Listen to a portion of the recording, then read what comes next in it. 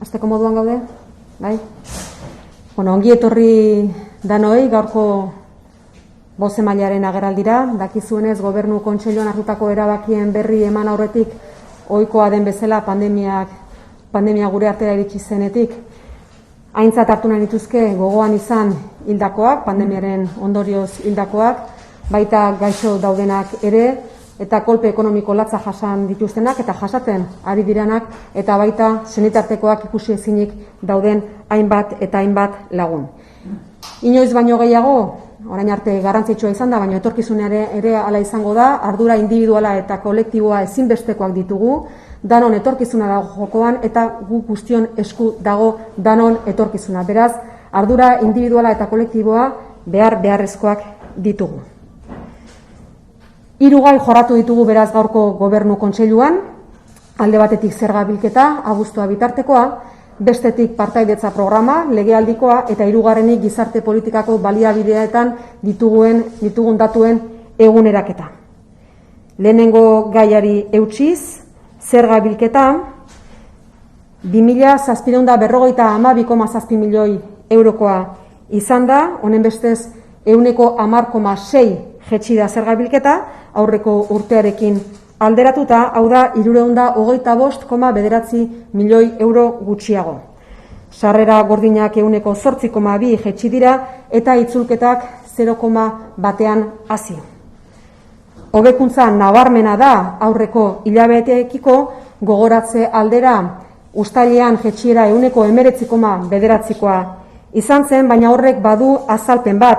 Gogoratuko dezue uztailean esaten genuela datu horrek distorsio bat bazeukala aurreko urtearekin alderatuta, izan ere errenta kanpaina hilabetez luzatu genuelako, eta datu hori abuztuko datuetan jasotzen da beraz.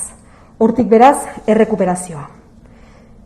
Bestalde, errenta kanpainari dagokionez, aurreratu dezakegu kanpaina ona izan dela, ez dauzkagu datu guztiak oraindik eskuartean, baina Larrañaga Foru Diputatuak ostiralean azalduko dizkigu.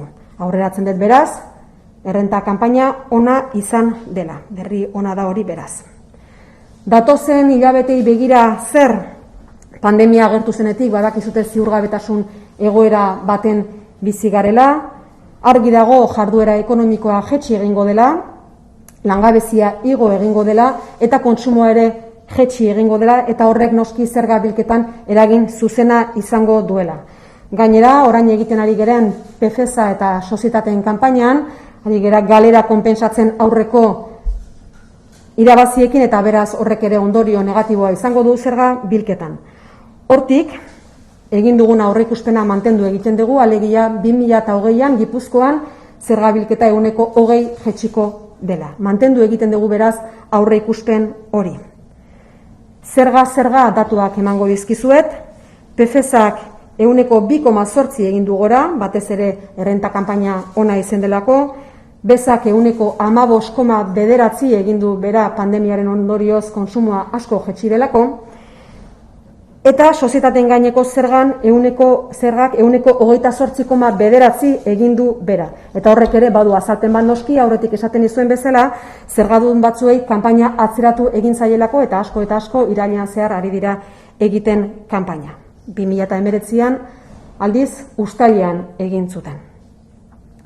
Por tanto, datos de recaudación. El año 2020, hasta el mes de agosto, los primeros 8 meses, una recaudación de 2.752,7 millones de euros, una reducción del 10,6%, 325,9 millones de euros menos. Se trata de una mejoría sustancial. Recordar que el año pasado, recordar que en julio del 2020 la comparativa con respecto al año anterior era una caída del 19,9%, pero esta mejoría tiene una explicación, y es que muchas personas, muchas empresas están haciendo sus declaraciones, han hecho sus declaraciones un mes más tarde. Hemos alargado la campaña de la renta. Por otra parte, decir como dato positivo que la campaña de la renta ha sido positiva. Los datos que tenemos son buenos, pero no los tenemos todos. Por lo tanto, el diputado Larrañaga los dará a conocer este viernes en una rueda de prensa, ofreciendo todos los datos al respecto. De cara al futuro, seguimos teniendo muchísima incertidumbre.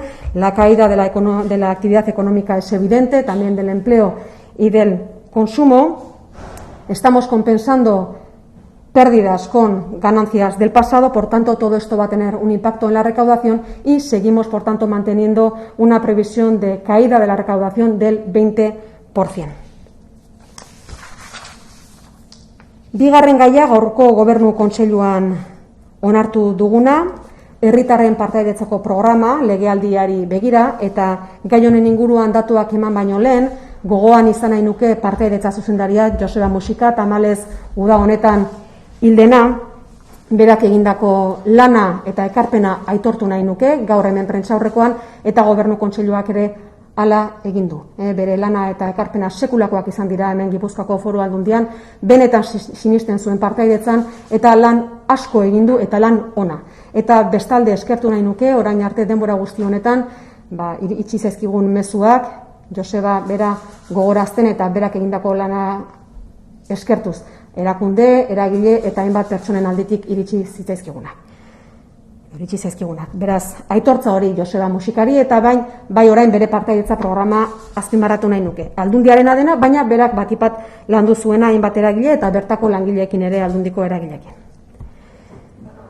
Partaidetza programa honek beraz gure partaidetza kultura errotzen lagunduko du Gipuzkoako Foru Aldundian, 4 ildo estrategiko definitzen ditu, 12 alor, 59 ekintza eta 3 euskarri tresna. Jakinik pandemiak muga asko ezarri duela Gipuzkoako Foru Aldundian, beste hainbat erakundetan bezala, enpresa eta etxeetan ere, guk konpromiso horri eutsi diogu aldundi bezala, gure ustez ezinbestekoa bai da partaidetza programa edo partaidetza kultura eratzen joatea erakunde eta herritarrengan. Helburuak garrantzitsuak dialako, hain zuzen ere, alde batetik herritarrekiko harreman irekian finkatu beharra daukagu guztiok, eta beste alde batetik parte hartzeko eta komunikazio bide berriak ireki behar ditugulako herritarrekiko. Horretarako, esatu nuen bezala, 4 helburu operatibo, 4 helburu estrategiko definitu ditugu, lehenengo gobernantza ireki eta kolaboratiboko ereduak garatu eta bultzatzea, bigarrenik ezagutza sortzeko jarduerak diseinatu eta gauzatu, 3.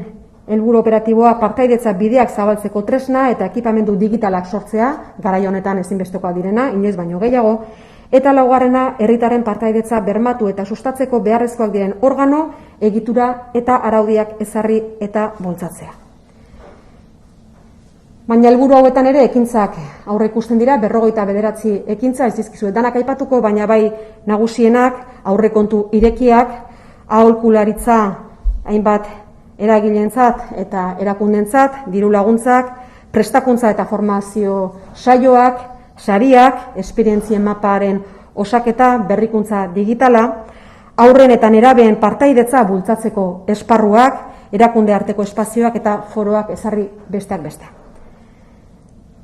Partaidetzaren garrantzia azpimarratu nahi nuke oraingoan, izan ere partaidetza aipatzen dugunean ez da soilik jendea parte hartzera animatzea, baizik eta lehenengo jendea herritarrak ahaldundu egin behar dira eta haien partaidetzaren edo parte hartzearen garrantzia azpimarratu. Prestatu horretarako eta kolaborazioaren bitartez, hobeto asmatuko dugu guk ere erakunde bezala politika publikoak definitzeko garaian. Beraz, ahalduntzearen eta parte hartzearen bitartez, politika publiko hobeak diseinatzekoa izango gera etorkizunean eta herritarrek behar duten erakundea eraikitzen joango gera etorkizunean. 3. gaia, gaurkoan Gobernu Kontseiluan jorratu duguna. Ohi dugun bezala, astero gizarte politikako baliabideen datuak azpimarratu nahi nituzke, baina aurretik gazteleraz esango dizuet bigarren puntua, ez dudalako aipatu, barkatuko didazue.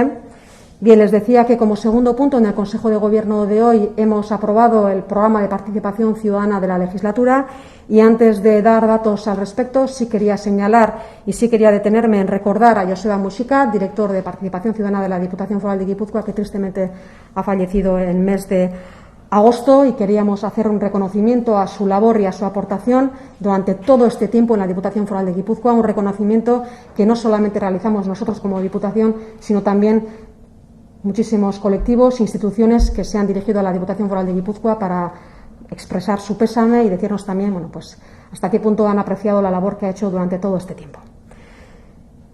Bien, este programa de participación ciudadana que ha preparado él con muchísima gente de esta casa, a quien también quiero reconocer su labor, y con otras instituciones y colectivos, este plan contempla 4 objetivos estratégicos, 12 áreas de actuación y 49 acciones.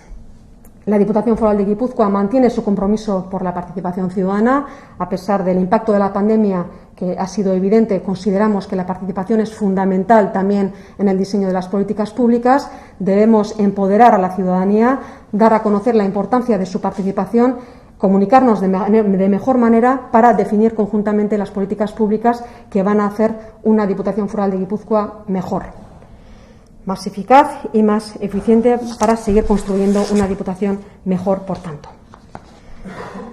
Eta orain bai, gizarte politiketako departamentuko datuen eguneraketaren berri emango dizuet. 3. gaia da gaurko Gobernu Kontseiluan jorratu duguna. Azken orduetan tamalez alaietxe egoitzako erabiltzaile bat hilda, 88 urtekoa, eta beraz, momentu honetan 61 kasu positibo ditugu adinekoen egoitzetan, 5 zentrotan, 2 Donostiako Hermano Garate San Inazio egoitzan, 34 Hernaniko Santa Maria Magdalena egoitzan, 16 Errenteriako Jesusen Bihotza egoitzan, 8 Donostiako alaietxen eta 1 Zorroagan. Eta honekin esan nahi dizuet, Zorroagan PCR kribado bat egin degula, bate positibo eman dula, baina gainontzeko guztiek negatibo eman dutela, beraz hori ere informazio lasaigarria da denontzat. Larritasunaren barruan noski. Gaixo hauetatik 13, positibo hauetatik 13 ospitalean daude, 35 Eibarko ospitaleko planta sozialean. Abuztuaren 11tik ona, bigarren olatua do izan zenetik, 6 hildako izan ditugu tamalez, eta guztiak gogoan izan dituzke, baita gaurkoan hildena ere noski, eta sendatutako 3. Hori erabiltzailei dagokienez.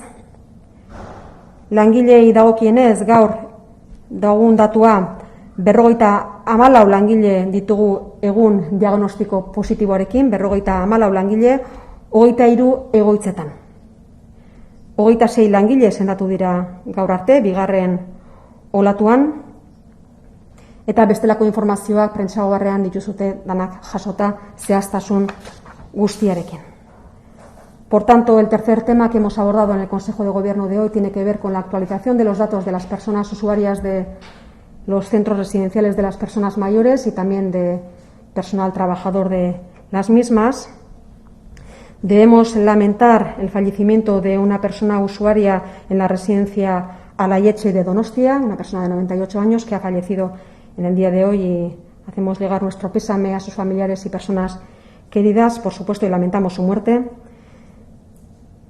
En este momento tenemos 61 casos positivos en 5 centros residenciales, 2 en Hermano Garate San Ignacio de Donostia, 34 en Santa María Magdalena de Hernani, 16 en el Corazón de Jesús de Rentería, 8 en Alaietxe de Donosti y 1 persona en Zorroaga. Y aquí sí quisiera decir que hemos realizado un cribado de PCR entre todas las personas usuarias. 1 ha dado positivo, pero el resto ha dado negativo. Por lo tanto, es una información que tranquiliza dentro de la gravedad de la situación.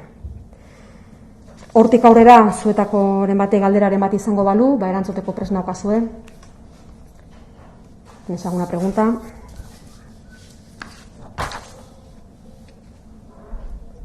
Ez dago galderarik, eskertuta agurtzen naiz. Ondo izan.